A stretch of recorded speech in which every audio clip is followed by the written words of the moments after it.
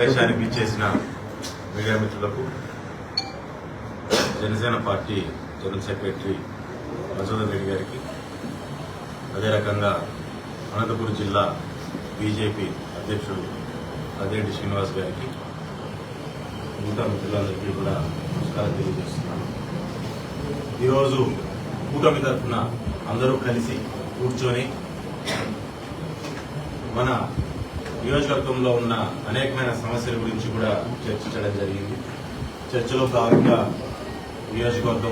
నియోజకవర్గంలోని అభివృద్ధి, అలాగే చిన్న చిన్న అపోహలు బయట ఏ రకంగా అయితే రూమర్స్ కానీ ఇవన్నీ బయట వెళ్తున్నాయో అవన్నిటికి కూడా దృష్టి పెట్టాలి అనే దాని మీద ఆలోచన చేసి ప్రెస్ మీట్ ని కూడా పెట్టాలని చెప్పి అనుకున్నాము.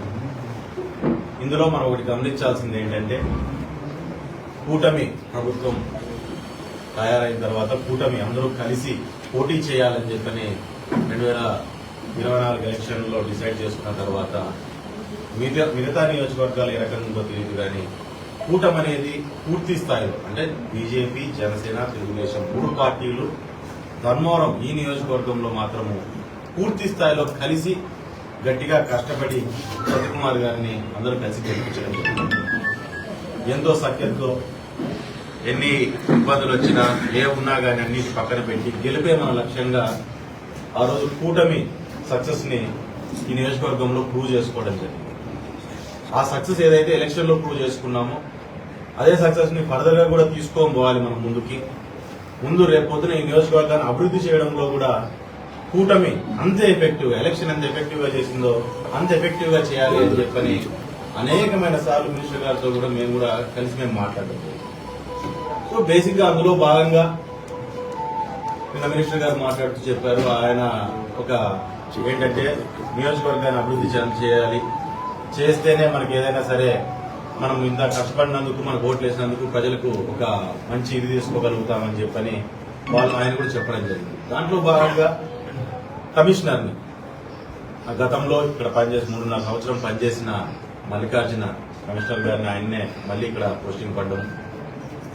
అందులో భాగంగా ఒక వ్యక్తిని ఒక్కొక్కరు ఒక్కొక్క కోణంతో చూస్తారు.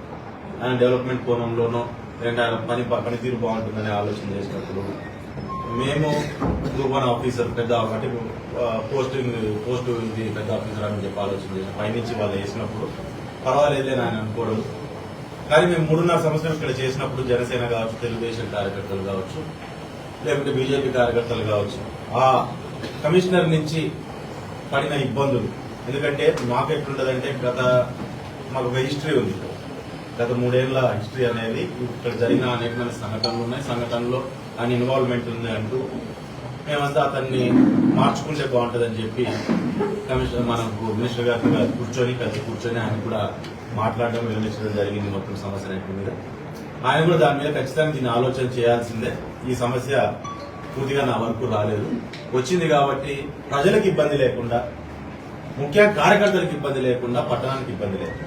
గతంలో తప్పులు జరిగాయంటున్నారు కాబట్టి తప్పులు చేసిన వాళ్ళని మనం ఇది చేయను. కాబట్టి దీని మీద ఒకసారి నేను చిన్న విచారం చేసుకుని దాని మీద సరైన నిర్ణయం తీసుకుంటాను, ప్రజలు ఎక్కడ ఇబ్బంది పడుకోకుండా నిర్ణయం తీసుకుంటానని చెప్పి ఆయన కూడా చెప్పడం జరిగింది.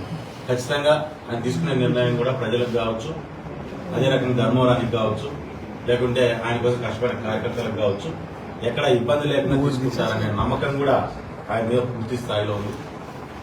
ఈరోజు ఒకటే మేము ప్రెస్ మీట్ ద్వారా చెప్పదలుచుకుంది, గతంలో ఏ రకంగా అయితే ఎన్డీఏ అంటే మన ప్రభుత్వం ఏదైతే మనం ఫామ్ అయిన కూటమి ప్రభుత్వం ఈ ఎంత బలంగా అందరూ కలిసి పనిచేశారు ప్రభుత్వం ఫామ్ కావాలని, అంతే బలంగా ఇప్పుడు కూడా ఉంది అనే విషయాన్ని మీకు అందరికీ నేను తెలియజేసుకుంటున్నాను. కాబట్టి చిన్న అపోహలు కానీ చిన్న డిస్టర్బెన్సెస్ ఉన్నాయనేది కానీ రకరకాలుగా బయట వస్తూ ఉంటాయి, మాట్లాడుతూ ఉంటారు. మాట్లాడుతూ ఉన్నప్పుడు దాన్ని దయచేసి ఇది చేసుకోవద్దండి. ఏదైనా సరే రాబోయే 5 ఏళ్లు కేవలం నియోజకవర్గ అభివృద్ధి, మా కాన్సన్ట్రేషన్ అంతా మా ముగ్గురిది దాని మీద మాత్రమే ఉంటుంది. దాంట్లో అదే విధంలోగానే ముందుకెళ్తాం, ఖచ్చితంగా దాంట్లోనే పోతుంది.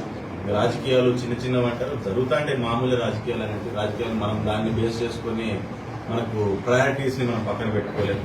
మన ప్రయారిటీ నియోజకవర్గ అభివృద్ధి, దాని మీదనే మేము ముందుకు వెళ్లాలని ఖచ్చితంగా చేస్తాం. అదే రకంగా సత్యకుమార్ గారి మీద కూడా పూర్తి స్థాయిలో మాకు నమ్మకం ఉంది. ఇంతవరకు ఇప్పుడు జరిగిన సంఘటనలో కూడా గతంలో జరిగిన అన్యాయాలు ఏవైతే ఉన్నాయో అవన్నింటినీ కూడా ఆయన దృష్టికి తీసుకెళ్లడం జరిగింది. మధువన్న కానీ మేము కానీ తీసుకోకపోయినా అదే రకంగా కార్యకర్తలు నాయకులందరూ కూడా తీసుకోకపోతే దాని మీద ఏ రకంగా చేయాలనే దాని మీద పూర్తి స్థాయిలో చర్చ చేయడం జరుగుతుంది.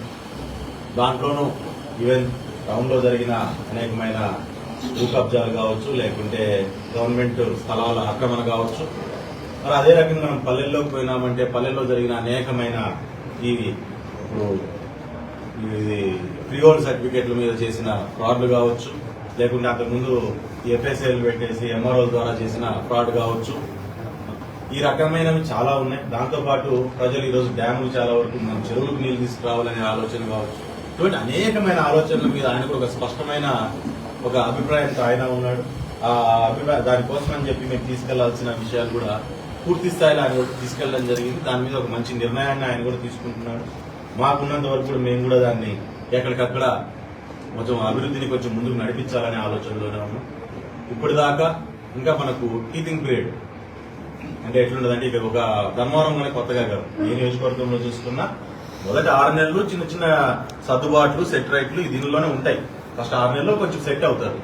అయినాక అభివృద్ధి అనే దాన్ని ఇంకా అక్కడి నుంచి మొదలు పెట్టుకుంటారు. ఎక్కడ నాయకులు అక్కడ, అధికారులు ఎక్కడ అధికారులు అక్కడ కూర్చున్న తర్వాత, నాయకులు ఎక్కడ వాళ్ళు అక్కడ కూర్చున్న తర్వాత, అధికారులతో ఆ ఇంటిమేసీ పెరిగిన తర్వాత వాళ్ళు వెళ్ళి కూర్చొని మాట్లాడి ఏదైనా సరే చేపించగలుగుతామనే కాన్ఫిడెన్స్ వచ్చిన తర్వాత అభివృద్ధి అనేది పనులనేటివి కొంచెం చకచకా మొదలవుతాయి.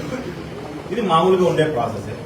సో దాంట్లో భాగంగా చిన్న చిన్న ఏమన్నా అన్ని సర్దుబాట్లు ఇప్పుడు ట్రాన్స్ఫర్స్ అన్ని జరిగిపోతున్నాయి కాబట్టి ఇక్కడి నుంచి అభివృద్ధి అనేది కూడా చాలా స్పీడ్ గా మనకు ముందుకు వెళ్లే అవకాశం కూడా పూర్తిగా ఉంది. దాంతోపాటు ఇక్కడ చాలా మందికి జీవనోపాధి కలిగించాలనే ఆలోచన కూడా మేమంతా మాట్లాడడం జరిగింది, ఆయన చెప్పడం జరిగింది. దాంట్లో భాగంగా కూడా అనేకమైన ప్రాజెక్టుల గురించి కూడా మేము మాట్లాడడం జరుగుతుంది. చిన్న చిన్నగా ఓ దగ్గర 100, 50 ఇట్లా ఎంత వరకు అది కాగలిగితే అంతవరకు సెల్ఫ్ ఎంప్లాయ్మెంట్ వచ్చేటట్టుగా గతంలో కూడా చాలా సార్లు మాట్లాడుతుంది. సార్ వస్తే సెల్ఫ్ ఎంప్లాయ్మెంట్ తీసుకురావాలని చెప్పి మేము గతంలో చాలా సార్లు కూడా చెప్పడం జరిగింది. అందులో భాగంగా ఆయనతో కూడా డిస్కస్ చేయడం జరిగింది. అందులో ఆయన కూడా ఖచ్చితంగా మనకు రేపు పొద్దున ఎవరన్నా ఇప్పుడు రైతులు మనకు రైతాంగం ఎక్కువగా ఉంది. ఇప్పుడు గొర్రెల పెంపకానికి, ఆవుల పెంపకానికి, కోళ్ళ పెంపకానికి ఈ రకంగా ఉన్న దాంట్లో వ్యవసాయం పాడి పంటను కూడా మనం అభివృద్ధి చేయాలి అనే ఆలోచనతో ఈరోజు చెరువుల్లో నీళ్లు తీసుకొచ్చే ప్రయత్నం, దాంతోపాటు పైన సబ్సిడీలు ఎవరైనా వచ్చినా కానీ ఆయన తీసుకొని రావాలని ఆయన కూడా కోరడం జరిగింది. ఆయన కూడా దాని మీద నీట్ గా ఒక ప్రణాళికబద్ధంగా దాని మీద కూడా ఒక ప్రాజెక్ట్ రిపోర్టు తయారు చేసుకుని ఆయన ముందుకెళ్లాలనే ఆలోచన చేస్తాం. సో ఇటువంటి అనేకమైన కార్యక్రమాలు ఖచ్చితంగా కూటమి ప్రభుత్వం ద్వారా అంతా కలిసి ఖచ్చితంగా దాన్ని చేస్తాం. సత్యకుమార్ గారిది ధర్మవరానికి గతంలో మేము చెప్పినట్టుగా ఎలక్షన్ మేము ఏదైతే ధర్మవరం ప్రజలకు చెప్పామో ఆయన మనకు ఖచ్చితంగా ప్లస్ అవుతాడు, మైనస్ కాడు అని ఖచ్చితంగా అదే రీతిలోనే ఆయన కూడా ఆలోచన చేస్తారని ఆశిస్తున్నాము. చేస్తూ ఖచ్చితంగా ప్లస్ అవుతుంది ధర్మవరం నియోజకవర్గానికి, ప్లస్ అవుతుంది ధర్మవరం నియోజకవర్గంలో ప్రజలకు కూడా ఈ కూటమి ప్రభుత్వం ఉపయోగపడుతుంది 100% అని చెప్పి తెలియజేస్తుంది.